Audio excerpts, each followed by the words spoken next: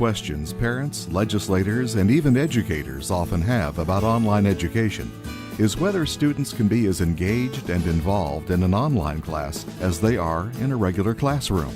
The answer to this lies in the instructor's ability to design courses that allow for maximum online interaction between students, their instructor, and the course itself.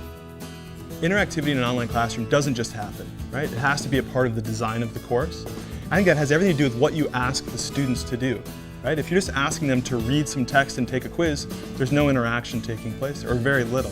Interactivity means that an online course is more than point and click. Students are coming into a course and they're interacting critically with the content that is there. They're never just sitting and passively learning material. So interactivity is important because it causes engagement. If the students are engaged, then they're not going to learn.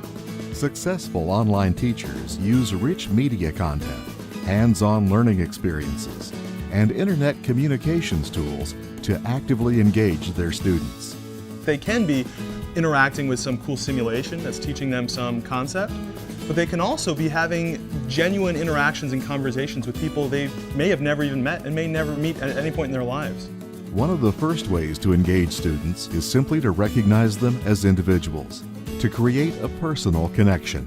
When a course begins, I want to first make sure that kids are connected to the course and to each other so that it feels like the classroom community. I have what's called a 0 week. So during that week, they're playing 2 truths and a lie in the discussion board and sharing with me 2 truths and 1 lie, and the class guesses what that might be to help facilitate relationships.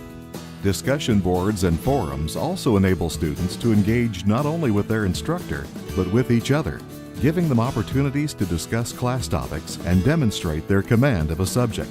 One of my favorite assignments has students arguing for who they believe the best poet is from a particular unit. And so I give them a variety of choices as to which poets they can choose, and then they're going into a voice board and making that argument to the rest of the class. And through that, they're able to hear each other's voices just as they would if we were in a classroom, and not only that, but to argue back.